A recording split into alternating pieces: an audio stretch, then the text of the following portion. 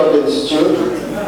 Welcome you all, and then I will tell you a bit about Professor Guruswamy. Thank you, sir. Good evening, ladies and gentlemen. It gives me immense pleasure to extend a warm and heartfelt welcome to all of you gathered here at the Rajasthan Adult Education Association for this much-awaited lecture on Whither India. We are truly honored to have with us today Shri Mohan Guruswamy, one of India's most respected commentators, policy analysts, and public intellectuals.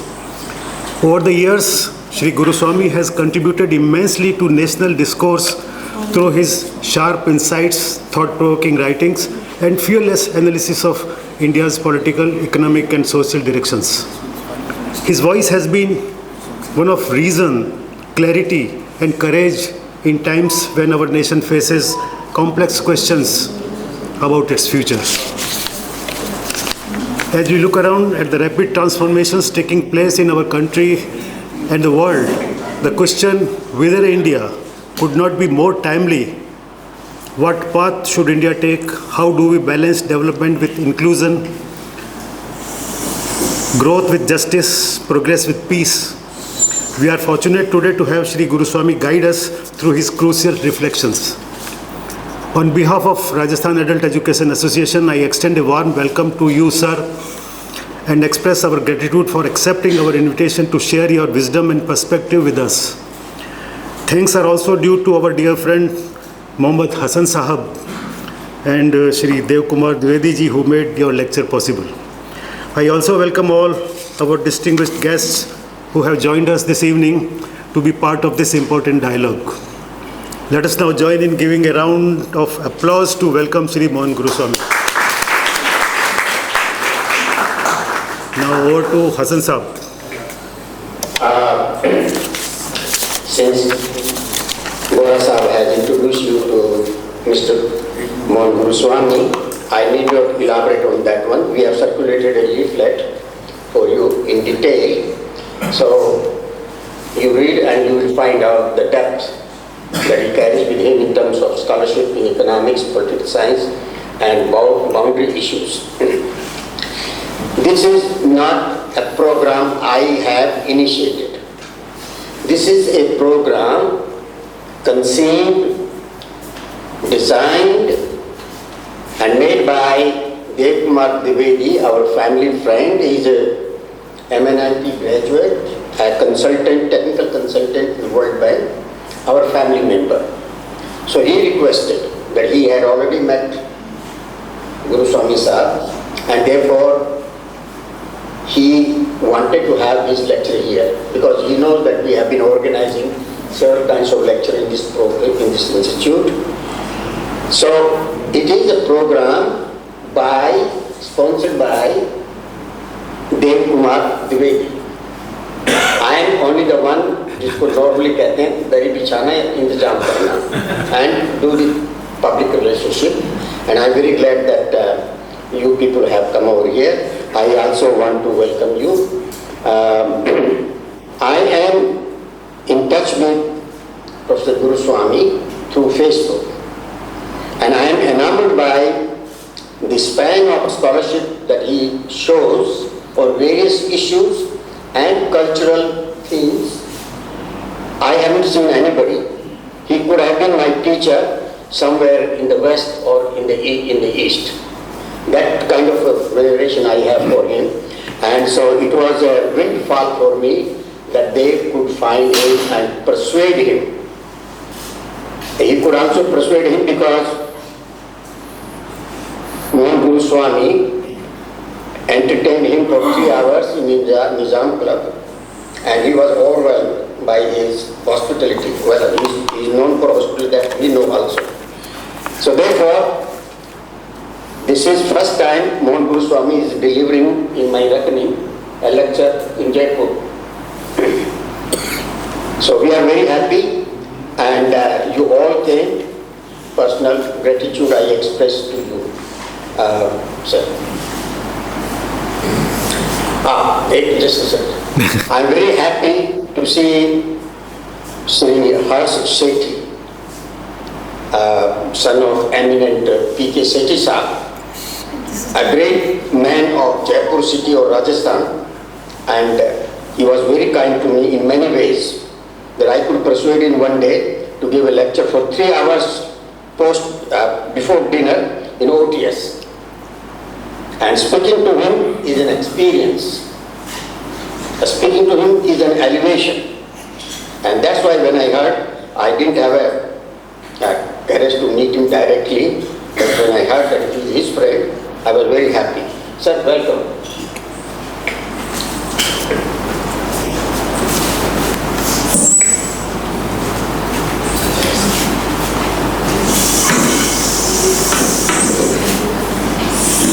Good evening. This visit to Jaipur is a first in many ways.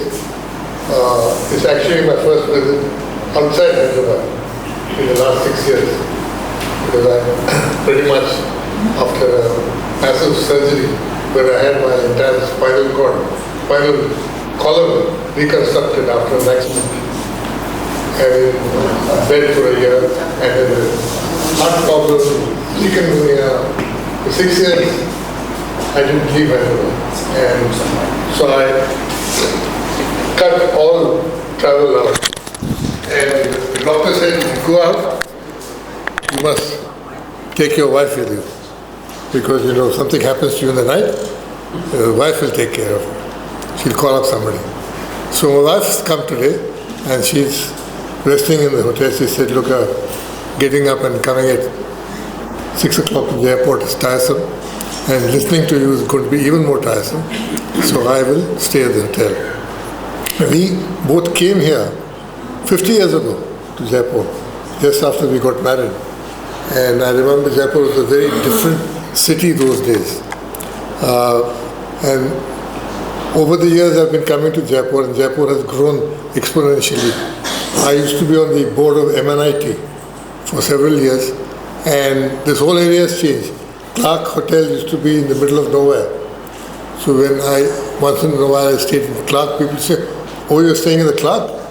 That means, you either you're on a very tight budget, or your hosts are not looked after you well. But now the Clark is in the center of town, and it's packed, crowded, it's a different hotel.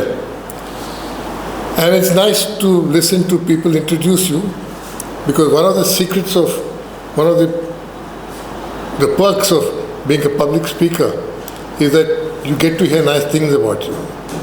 And you get to hear nice things about you because typically the host will ask you to send them a biodata, which is then read out to you.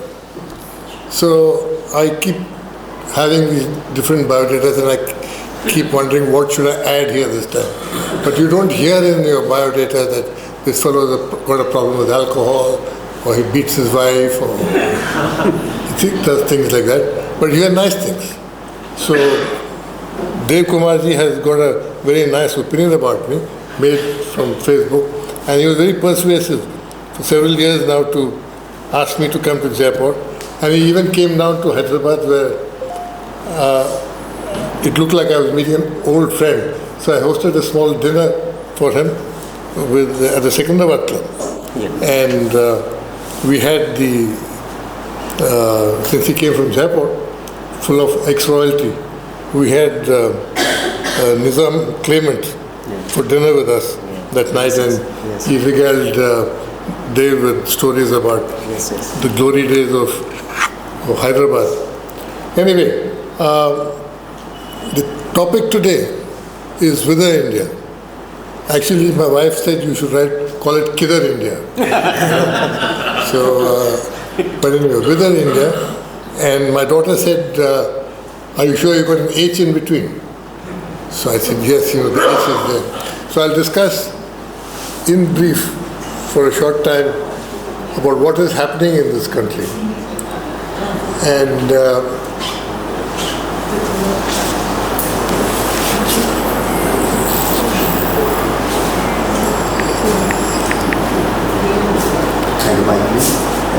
so we've been around for 75 years in this form, India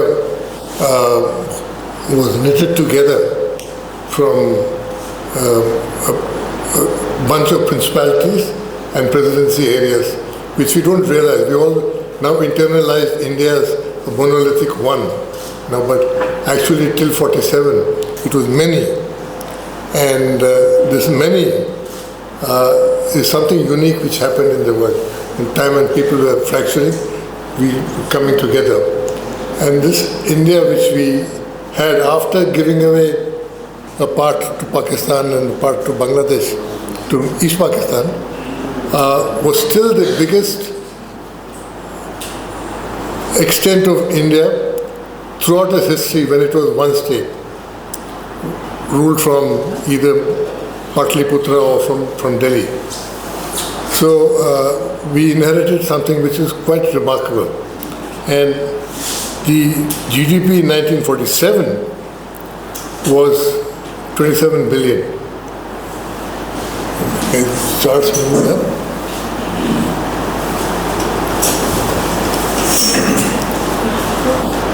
$27 billion in 1950 represented 4% of the world's GDP. And you should relate that with India's GDP at the time when Thomas Roe came to India. So maybe you have to turn around. No, I've got it here, but is there any button I can press? Who's pressing it? Spine, yeah, it's there. No, but who's pressing it forward? If you want to do, Yeah. No, how to press it forward? that somebody will do, Somebody do it, okay. as you indicate. But it's okay. Just click it. This one, yeah, okay, all right. So 27 billion represented 4% of the world's GDP.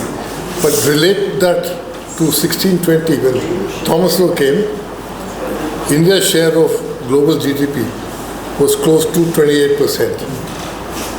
That's written by the historian Angus Madison, economic historian, and that's a famous study which is quoted, is standard all over the world. So India from number one GDP in the world, which includes composite India, came down to 4%, which was little more than China's. And Britain was 17% at that time. So the transfer of wealth which took place from India to Britain during that period, actually Britain directly ruled India for only 90 years, from 1857 to when the Crown established the colony. It was before that dominated by a commercial organization. The entire transfer of capital which took place from that time till 1947 was $45 trillion. That is 10 times the present GDP of India. 45. This has been estimated by historians like Utsa Patnaik, and generally accepted figure that huge transfer of wealth took place, but this was used by trade. Like, there was no manufactured goods in India. Slowly it got stripped down. India became an exporter of raw material. Converted goods came back to India at a differential price. So the extraction of capital took place for a length of time, and $45 trillion went out. India's wealth financed the Industrial Revolution in the West, particularly in Britain. From Britain it went out to other parts of Europe, and it also drove American enterprise. So we actually gave the world a lot. And in 1950 we were a speck in the world firmament, completely denuded, beggared, with very little to look forward to. And that was the time when the country was handed over to these three gentlemen. I put this picture here particularly because of late, we keep hearing about what if Sardar Patel became Prime Minister. So what, you would have been ruled by a man on a wheelchair. Remember that? He lived for a year after that. And we have certain very important people in this country who go on saying that if Sardar Patel was Prime Minister, the history of India would be different. Well, there was Sardar Patel himself wrote in 1950 that Jawaharlal Nehru was the best man he could think of for the job. And Gandhi also felt that. And so and I got this picture particularly because, you had one man with dark glasses, one man on a wheelchair, and Jawaharlal was a sprightly 54 at that time. So, there was no other leadership possible. And, Nehru was a dominant figure, personality. He was well educated. He spoke English with an accent. He went to some English public school and was educated in Cambridge. And he was dominant intellectually. He was an author, a thinker. If you read Discovery of India, you can understand the breadth and vision of this man. And he had a conception of India, which was an India based on reason, based on scientific temper. That, an India which was not welded together by dogma or by faith, but by scientific reason and by trust on each other. So when I was growing up, I used to think of India as an India where the Taj Mahal was mine, and the Meenakshi temple was mine, the Red Fort was mine, the Golconda Fort was, this is all my legacy. Except that now I'm told that this is not, this used to be a temple before it became a mausoleum and things like that, which you're getting a new history being written. But that was the vision he gave, that science and technology and rational thinking and reason will build a new India and make us all together as one. I must also confess that I was not an admirer of Nehru for a long time. And because like many people, we had all internalized that, we could have done better. But as you come towards the dead end of the street, as I say, because I live in Hyderabad in the dead end of a street. So I keep telling people that's the metaphor for my life's journey also. Because, you're coming to... And I look at Nehru and I look at it very differently. So what if there was no Nehru? Would we have got this vision? Would we have got the ability to sit together as one people of citizens of one country?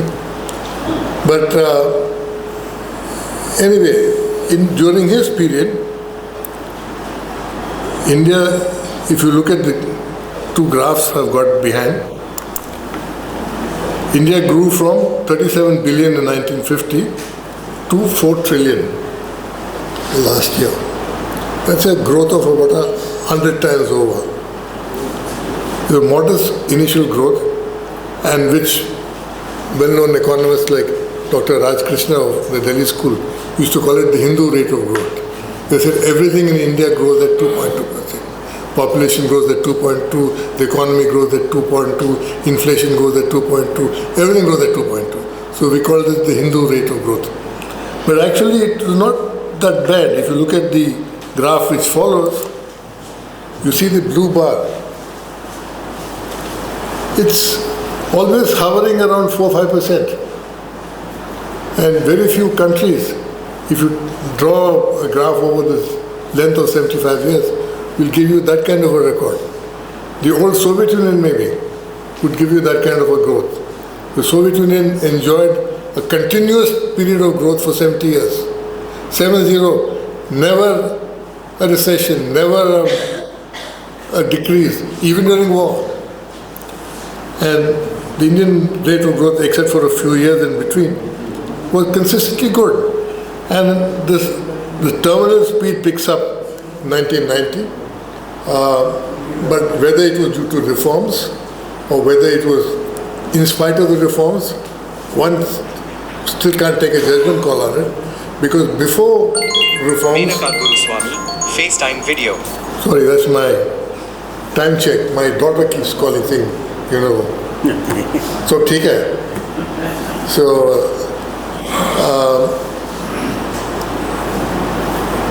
I did a study in 1999, 10 years after Manmohan Singh's reformation. The growth for that period was 5.6. The growth the previous decade was 5.3. So what was the big change which took place?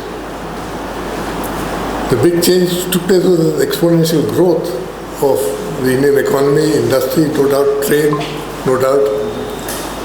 But we were already in that trajectory. What happened was the concentration of wealth which started accruing. Till today, we have come to a stage where 73% of this country's wealth is accrued with the 5%. And the bottom 60% has 5% of this country's wealth. This huge income inequality which came to India.